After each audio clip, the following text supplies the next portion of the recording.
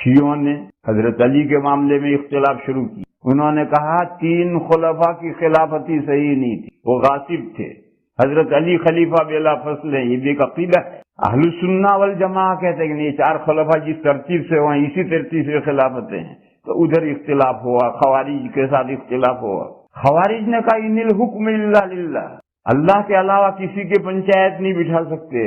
حضرت معاویہ اور حضرت علی نے 2 آدمیوں کی پنچایت بٹھائی، کہا یہ تو کافر ہو. یہ بھی ایک مسئلہ بنا کہ پنچایت بٹھا سکتے ہیں، 2 فریق جھگڑ رہے ہیں، 2 آدمی جھگڑ رہے ہیں، تیسرے کو حکم بنا کر کے فیصلہ اسے سونپے تو سونپ سکتے ہیں یا نہیں سونپ سکتے؟ اہل السنہ والجماعہ کہتے سونپ سکتے، شیعہ کہتے نہیں سونپ سکتے. قرآن کہ ہے ان الحکم الا للہ. اہل السنہ والجماعہ یہ کہتے ہیں کہ یہ ان الحکم الا للہ کس پر نازل ہوا؟ حضور پر. اور حضور نے بنو قریظہ کے معاملے میں حضور نے اور بنو قریظہ نے مل کر حضرت سعد بن معاذ کو فیصلہ سونپا کہ جو آپ فیصلہ کریں ہمیں منظور ہے. تو ان الحکم للہ کو تم سمجھتے ہو یا حضور سمجھتے تھے؟ حضور نے تو پنچایت بٹھائی ہے بنو قریظہ کے معاملے میں. خیر چھوڑو جھگڑے کو. یہ مختلف مسائل کی وجہ سے یہ فرقے آئے. معتزلہ جو فرقہ وجود میں آیا تو اس نے سب سے پہلے کیا کام کیا اور وہ معتزلہ کیوں بنے اور اہل السنہ والجماعہ سے اختلاف کیوں ہوا؟ انہوں نے سب سے پہلے اللہ کی صفات کا مسئلہ اٹھایا. ایک تو اللہ کی ذات ہے، ایک اللہ کی صفات ہے. پھر اللہ کی صفات 2 طرح کی. ایک ایسی صفات ہیں کہ مخلوق سے اس کی مشابہت نہیں، اور دوسری وہ صفات ہیں جو مخلوق سے مشابہت ہے. جیسے قل هو اللہ احد، اللہ الون، مخلوق سے کیا مشابہت؟ اللہ الصمد، اللہ بے نیاز، مخلوق سے کیا مشابہت؟ لم یلد ولم یولد ولم یکن لہ کفوا احد، کوئی مشابہت نہیں. اور دوسری بے شمار صفات ہیں. اللہ سنتے ہیں تو ہم بھی سنتے ہیں، اللہ کی یہ صفت ہماری صفت کا مشابہ ہے. اللہ بصیر ہیں، دیکھتے ہیں تو ہم بھی دیکھتے ہیں. اللہ کا ہاتھ ہے تو ہمارا بھی ہاتھ ہے. اللہ کا چہرہ ہے تو ہمارا بھی چہرہ ہے. اللہ کی پنڈلی ہے تو ہماری بھی پنڈلی. اللہ رات کے پچھلے حصے میں سمائے دنیا پر اترتے ہیں تو ہم بھی اوپر کی منزل سے اسٹیئر سے نیچے اترتے. تو وہ صفات جو مخلوق کے مشابہ نہیں تھی، اللہ کا ایک ہونا، اللہ کا بے نیاز ہونا، یہ زیر بحث نہیں آئی. یہ صفات جو مخلوق کی صفات کی طرح تھی یہ زیر بحث آئی کہ ان صفات کا کیا مطلب ہے. تو 4 فرقے بن گئے امت. ان صفات میں اختلاف کے تعلق سے امت میں 4 فرقے بنے. ایک فرقے نے کہا اللہ کی کوئی ایسی صفت ہے ہی نہیں. قرآن و حدیث میں جتنی صفات آئے دیکھا یہ صفت اللہ کی ہے ہی نہیں. اس فرقے کا نام ہوا معطلہ. دوسرے فرقے نے کہا نہیں، اللہ کا بھی جسم ہے ہمارے جسم کی طرح. اور ہندوستان میں آج سے 150 سال پہلے یہ مسئلہ اختلافی رہ چکا ہے ان غیر مقلدوں کے درمیان میں، سلفیوں کے درمیان میں، کہ اللہ کا ہاتھ گولڈ کا ہے یا سلور کا ہے. یہ اختلاف رہ چکا ہے. تو یہ فرقہ بنا یہ مجسمہ ہوا، اللہ کے لیے جسم ماننے والا. تیسرا فرقہ ہے، اس نے کہا کہ اللہ کا جسم نہیں ہے مگر اللہ کی یہ صفات مخلوق کی صفات جیسی ہے. یہ فرقہ بنا مشبہہ. اور اہل السنہ والجماعہ نے کہا یہ سب باتیں غلط ہے. یہ جو معطلہ کہتے ہیں اللہ کی یہ صفتیں ہیں ہی نہیں، غلط ہے. اللہ کی یہ صفتیں ہیں، قرآن و حدیث میں جو وہ صفتیں آئی تو ہیں. اور یہ جو کہتے ہیں کہ اللہ کا جسم ہے، غلط ہے، اللہ کا جسم نہیں. یہ جو کہتے ہیں کہ اللہ کی صفات مخلوق کی صفات جیسی، یہ بھی غلط ہے. اللہ کی صفات مخلوق کی صفات کی جیسی نہیں. ان دونوں باتوں کی دلیل کیا ہے؟ پہلی بات کیا ہے کہ اللہ کی بھی صفات ہیں. معطلہ جو کہتے ہیں وہ غلط کہتے ہیں. کیوں؟ قرآن و حدیث بھرے پڑے ہیں اللہ کی صفات کے تذکرے سے، کیسے کوئی انکار کرے گا؟ اور دوسری جو 2 باتیں ہیں کہ اللہ کے لیے جسم ہے، اللہ کی صفات مخلوق کی صفات جیسی ہیں، ان دونوں کی بات غلط اس لیے ہے کہ سورۃ الشورى میں ہے لیس کمثلہ شیء وہو السمیع البصیر. اللہ کے مانند کوئی چیز نہیں ہے، اللہ خوب سننے والے، خوب دیکھنے والے ہیں. تو 2 صفتیں ثابت کی، سمیع اور بصیر صفت ثابت کی.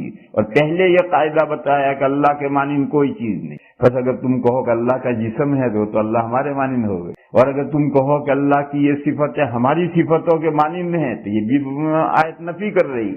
لہذا امت کی میجورٹی یعنی اہل حق یعنی اہل سنہ والجماع، انہوں نے کہا جتنی حدیثوں میں اور قرآن میں صفتیں ہیں سب صفتیں اللہ کے لیے ثابت ہیں، اور لیس کمثلہ شیء، مخلوق کی صفات جیسی نہیں۔ خود اللہ فرما رہے ہیں لیس کمثلہ شیء، اللہ سمیع و بصیر ہیں مگر تمہارے جیسے سمیع و بصیر نہیں۔ لہذا امت کی میجورٹی نے اہل سنہ والجماع، یہ چوتھا فرقہ ہوا، شیعہ، مجسمہ، مشبہہ اور اہل سنہ۔ اہل سنہ نے کہا کہ ہم یہ سب صفات اللہ کے لیے مانتے ہیں اور اللہ کی صفت مخلوق کے مانند نہیں ہے، جسم بھی نہیں۔ پھر اللہ کی صفت کیسی ہے؟ تو انہوں نے کہا لا ندری، ہم نہیں جانتے کیسی، اللہ کی صفات کیسی ہے ہم نہیں جانتے، اللہ کی صفات یہ سب ہیں مگر ہم نہیں جانتے۔ یہ سلف ہے، یہ جو میجورٹی ہے اہل سنہ کی، جنہوں نے اللہ کی صفات کے بارے میں یہ موقف اختیار کیا، یہ سلف ہے۔ تو چار فرقے ہوئے، سلف، معتزلہ، مجسمہ اور مشبہہ۔ پھر یہ جو معتزلہ ہیں وہ اتنے آگے بڑھ گئے کہ خلافت عباسیہ کے جو بادشاہ تھے ان کے انفلوئنس میں آ گئے۔ آپ کو یاد ہے ہارون رشید کا بیٹا مامون، وہ بڑا فلسفی تھا اور اس نے یونانیوں کا فلسفہ سب عربی میں ترجمہ کروایا تھا، اور وہاں سے امت میں عقلیت کا دور شروع ہوا۔ سب سے پہلے یہ مامون معتزلہ کے خیالات سے متاثر ہوا، اور بادشاہ معتزلہ ان کے اتنے قریب چلے گئے کہ ان کے خیالات سے بادشاہ متاثر ہو۔ پھر اللہ کی صفات میں سے ایک صفت زیر بحث آئی۔ اللہ کی بہت صفتیں، ان صفتوں میں سے اللہ کی ایک صفت ہے صفت کلام، قرآن کریم میں ہے وَكَلَّمَ اللَّهُ مُوسَىٰ تَكْلِيمًا، اللہ نے موسیٰ علیہ السلام سے کھل کر بات چیت کی، تو اللہ کے لیے صفت کلام ہے۔ یہ صفت کلام زیر بحث آئی کیونکہ جو دوسری صفتیں ہیں ان کا پیکر محسوس نہیں ہے۔ اللہ سمیع ہے تو ان کا سمیع ہونے کا کوئی پیکر دنیا میں نہیں، اللہ بصیر ہیں ان کا کوئی پیکر نہیں، اللہ کا چہرہ ہے کوئی پیکر نہیں، اللہ کا ہاتھ دنیا میں کوئی پیکر نہیں۔ پیکر محسوس میں انگریزی لفظ اس کے لیے نہیں استعمال کر پا رہا ہوں، پیکر کے معنی ایک شکل جو نظر آ رہی ہے۔ تو تمام صفات کے لیے بتاؤ کوئی انگریزی لفظ کیا استعمال کروں؟ امیج، جو دکھے، امیج میں دکھنا بھی آ گیا۔ اللہ کی صفات میں سے کسی صفت کا امیج نہیں ہے، پیکر محسوس نہیں ہے، مگر جو اللہ کی صفت کلام ہے اس کا امیج قرآن کریم ہے۔ یہ قرآن کریم اللہ کا کلام ہے، دوسری تمام صفات کا کوئی امیج نہیں۔ تو اب یہ قرآن کریم زیر بحث ہے، ساری امت مانتی ہے کہ یہ اللہ کی صفت کلام ہے، اللہ کی ایک صفت کلام ہے، اور یہ قرآن اس صفت کلام کا امیج ہے، پیکر محسوس نظر آنے والا ہے۔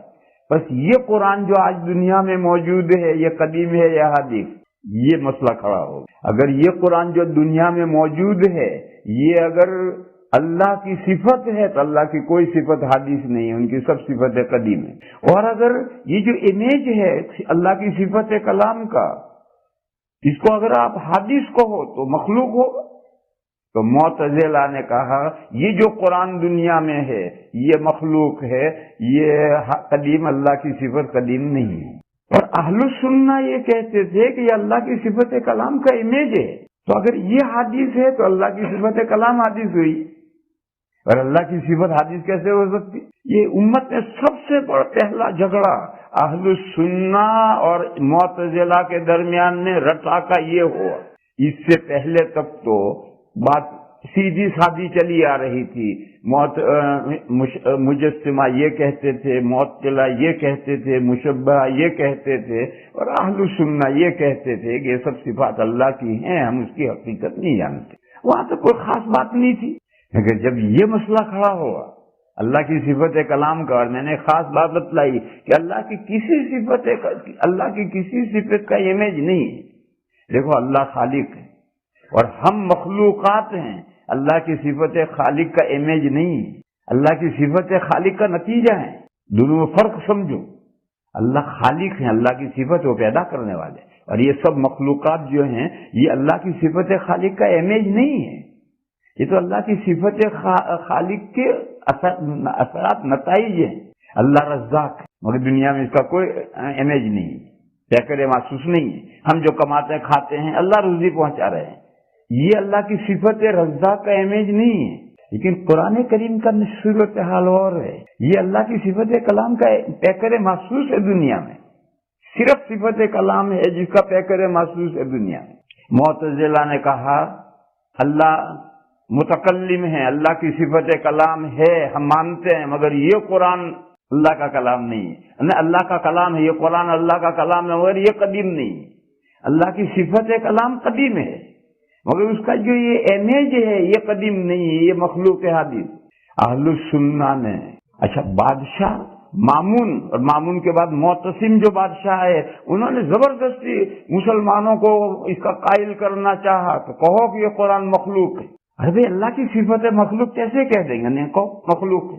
اور ہزاروں آدمی, ہزاروں نے لاکھوں آدمی یہ بات نہ ماننے کی وجہ سے اہل السنہ میں سے بادشاہوں نے قتل کر دیا. یہ دور تھا امام احمد رحمت اللہ علیہ. امام احمد علیہ الرحمہ نے اہل السنہ کی طرف سے مردانہ وار مقابلہ کیا. انہوں نے کہا قرآن مخلوق نہیں ہے, اللہ کا کلام ہے اور قدیم ہے. اور ان کو جیل میں جانا پڑا, بار بار کوڑے برسائے گئے, مگر وہ مستقیم رہے. پھر یہ ہوا کہ جو معتصم تھا اس کی بیوی اچھے خیالات کی تھی, اس نے معتصم پر زور ڈالا اور اس نے امام احمد کو چھوڑ دیا. پھر معتصم بھی مرا. پھر اس کے بعد جو بادشاہ ہے وہ اس معتزلہ کے انفلوئنس میں نہیں تھے, تو یہ فتنہ دنیا سے ختم ہوا. یہ پوری ہسٹری ہے اس کی ہے کہ معتزلہ اور اہل سنہ کے درمیان میں جو سب سے پہلے زیر بحث مسئلہ آیا وہ صفات کا ہے, اور صفات میں سے صفت کلام کا آیا, اور صفت کلام کا جو امیج ہے قرآن کریم کا مسئلہ آیا کہ یہ قدیم ہے یا حدیث. یہاں تک سلفی سلف اور معتزلہ بھی تھی, لیکن معتزلہ دنیا سے ختم نہیں ہوا, آج بھی ہے. نام چاہے معتزلہ نہ رکھو لیکن آج بھی ہے. دیکھو یہ ڈاکٹر کہتے ہیں کہ انسانوں میں کوئی ڈیزیز ایک مرتبہ پیدا ہو گئی وہ ختم نہیں ہوتی, اس کے اثرات دنیا میں باقی رہتے ہیں, چاہے عام طور پر وہ بیماری نہ رہے مگر اس کے اثرات رہیں گے. جیسا قاعدہ سمجھو, جو گمراہ فرقہ پیدا ہو گیا وہ اگر ختم بھی ہو جائے گا تو خیالات باقی رہیں گے, خیالات ختم نہیں ہوں گے. تو آج بھی معتزلہ ہیں. پھر امام احمد کے بعد معتزلہ کی اپنی تعلیمات, فلسفہ یونانی مسلمان پڑھتے تھے اور عقلیت کا گھوڑا دوڑاتے تھے, اور یہ سلسلہ چلتے رہتے تھے. پھر امام احمد علیہ الرحمہ کے بعد یہ فتنہ تو ختم ہو گئے, لیکن اس کے بعد امام احمد کے ماننے والوں میں غلو ہو گیا. ان کے ماننے والے یہ کہنے لگے کہ یہ قرآن اللہ کی صفت کلام ہے اور قدیم ہے, اور یہ جو ابھی قاری صاحب نے آپ کو سنایا اور آپ نے سنا یہ بھی قدیم ہے. وہ کہتے ہیں جس کاغذ پر قرآن لکھا یہ کاغذ بھی قدیم ہے, جو جلد بنائی ہے وہ جلد بھی قدیم ہے. یہاں تک پہنچ گئے. یہ امام احمد کے ماننے والوں میں غلو پیدا ہوا. اور حضرت امام بخاری علیہ الرحمہ کو جو نیشاپور سے نکالا گیا ہے, پھر بخارا سے جو ان کو نکالا گیا ہے وہ اسی مسئلے کی وجہ سے نکالا گیا ہے. امام بخاری جب نیشاپور میں پہنچے تو بڑا استقبال ہوا.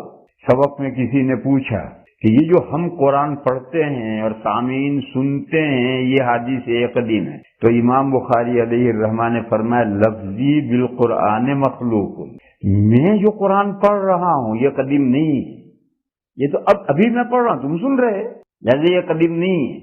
لفظی بالقرآن مخلوق. بس حنابلہ نے امام احمد کے بعد کا دور ہے. دیکھو امام احمد علیہ الرحمہ, امام بخاری علیہ الرحمہ امام احمد کے شاگرد ہیں حدیث, اور امام احمد کا انتقال ہو چکا ہے سن 241 میں. اس کے بعد کا یہ دور ہے. حنابلہ میں غلو پیدا ہوا, وہ ہر چیز کو قدیم کہنے لگے. وہ کہتے ہیں جس سیاہی سے قرآن لکھا وہ سیاہی بھی قدیم. امام بخاری نے کہا کہ نہیں یہ سب چیزیں قدیم نہیں ہیں. ارے یہ کاغذ تو ابھی فیکٹری میں بنا ہے, یہ پریس میں تو فلاں سن میں چھپا ہے, یہ سیاہی ابھی بنی ہے, کیسے قدیم ہو جائیں. قرآن اللہ کا کلام ہے, قدیم ہے, مگر یہ سب چیزیں قدیم نہیں, یہ مخلوق ہیں. قاری جو پڑھتا ہے فرمایا کہ میں جو پڑھوں یہ مخلوق ہے, یہ قدیم نہیں. مگر حنابلہ غلو کرتے کرتے اتنا دور پہنچ گئے تھے کہ انہوں نے کہا نہیں اس کافر کو نکالو یہاں سے. وہ بھی نیشاپور سے نکالے گئے, بخارا سے بھی نکالے گئے. جب بخارا پہنچے تو نیشاپور میں جو ان کے خصم تھے ٹکر, وہ محمد ابن یحییٰ ذوہلی رحمت اللہ علیہ تھے، بہت بڑے محدث، انہوں نے وہاں بھی امیر کو خط لکھا کہ کافی تمہارے یہاں ہے، نکالو، تو بخارا سے بھی وہ نکالے گئے۔ حالانکہ امام بخاری علیہ الرحمہ نے جو بات فرمائی تھی وہ 100% صحیح تھی، اور یہی بات امام بخاری علیہ الرحمہ سے بہت پہلے امام ابو حنیفہ علیہ الرحمہ اپنی کتاب میں لکھ چکے تھے۔ امام ابو حنیفہ علیہ الرحمہ کی ایک کتاب ہے الفقہ الاکبر۔ دیکھو امام ابو حنیفہ کا زمانہ کون سا ہے؟ سن 150 میں امام ابو حنیفہ کا انتقال ہوا ہے، اور امام بخاری کا 256 میں انتقال ہوا۔ تو اتنا پہلے امام ابو حنیفہ علیہ الرحمہ الفقہ الاکبر میں یہ بات لکھ چکے ہیں کہ کلامنا بالقرآن مخلوق، کہ ہم جو قرآن پڑھتے ہیں یہ ہمارا پڑھنا اور آپ کا سننا یہ مخلوق ہے، یہ قدیم نہیں ہے، یہ بات لکھ چکے تھے۔ مگر اس وقت کوئی ہنگامہ کھڑا نہیں ہوا تھا، کیوں؟ اس وقت تو سادہ فورم تھا، کوئی مسئلہ نہیں تھا۔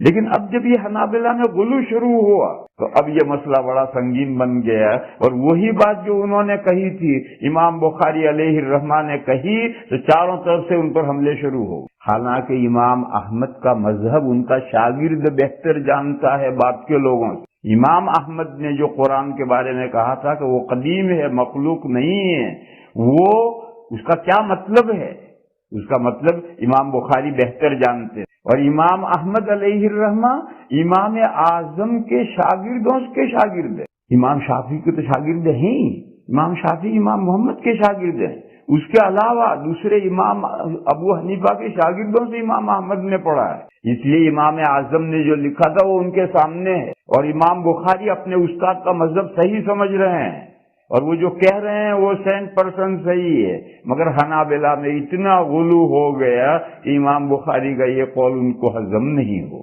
پھر زمانہ آگے بڑھا تو اسی کے ساتھ ایک اللہ کی دوسری صفت زیر بحث آئی۔ قرآن کریم میں 7 جگہ پر الرحمن علی العرش استویٰ ہے، نہایت مہربان اللہ عرش نشین ہیں، عرش نشین ہوئے۔ جیسے کہتے ہیں کہ فلاں بادشاہ مر گیا، اب عرش نشین، تخت نشین کون ہے کہ تخت نشین فلاں ہے۔ عرش کے معنی بھی تخت کے ہیں، شاہی تخت کے ہیں۔ تو قرآن میں 7 جگہ پر یہ آئی ہے آیت کہ اللہ تخت نشین ہوئے، اور کس سیاق و سباق میں آئی؟ ایک آیت ہوتی ہے، اس سے پہلے بھی کوئی کلام، اس کے پیچھے بھی کوئی کلام، تو سیاق و سباق میں سمجھا جاتا ہے کلام۔ سورہ یونس کے پہلے رکوع میں ہے وَهُوَ الَّذِي خَلَقَ السَّمَاوَاتِ وَالْأَرْضَ فِي سِتَّةِ أَيَّامٍ ثُمَّ اسْتَوَىٰ عَلَى الْعَرْشِ يُدَبِّرُ الْأَمْرَ۔ اللہ وہ ہستی ہیں جنہوں نے آسمان و زمین کو 6 دنوں میں یعنی 6 دوروں میں پیدا کیا۔ ایک دن، یہ دنیا کا دن نہیں ہے 12 گھنٹے کا، یہ اللہ کے یہاں کا دن ہے، اس لیے میں نے دور لفظ استعمال کیا۔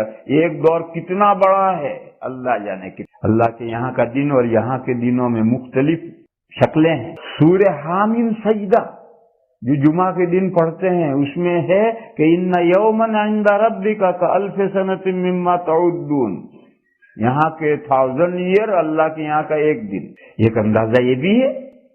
اور سورہ معارج میں ہے تعرج الملائکۃ والروح الیہ فی یوم کان مقدارہ 50,000 سنہ، قیامت کا دن ایک دن ہے، کتنا لمبا ہے؟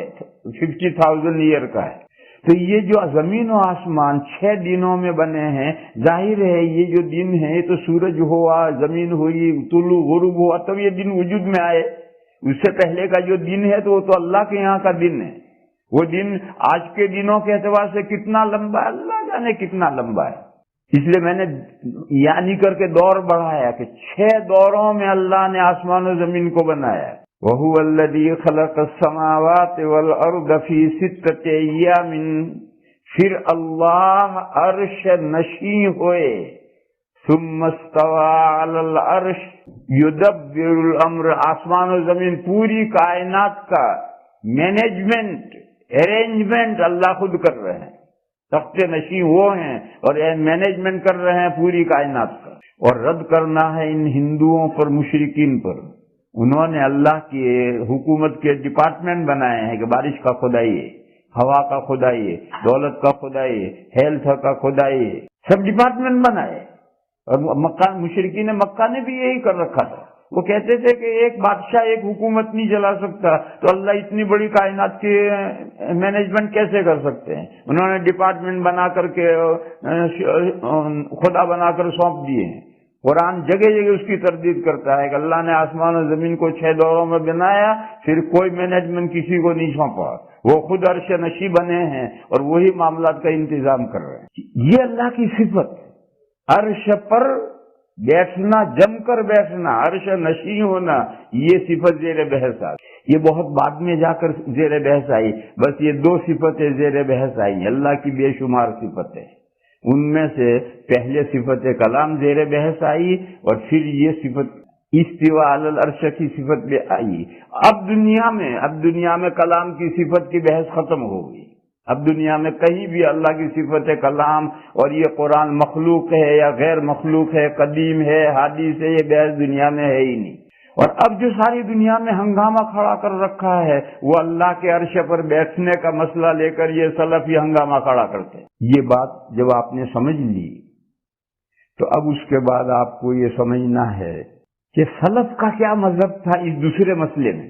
سلف میں حضرت امام مالک، سفیان ثوری، ایک روایت میں ہے حضرت ام سلمہ حضور کی زوجہ مطہرہ ام المومنین، ان ائمہ سے، دیکھو امام مالک، سفیان ثوری، یہ امام احمد سے بہت پہلے ہیں، ان سے پوچھا گیا ہے کہ یہ جو قرآن میں استوا علی العرش آیا اس کا کیا مطلب؟ تو سب نے ایک جواب دیا، سب نے کہا الاستواء معلوم والکیف مجہول والایمان بہ واجب والسؤال عنہ بدعہ۔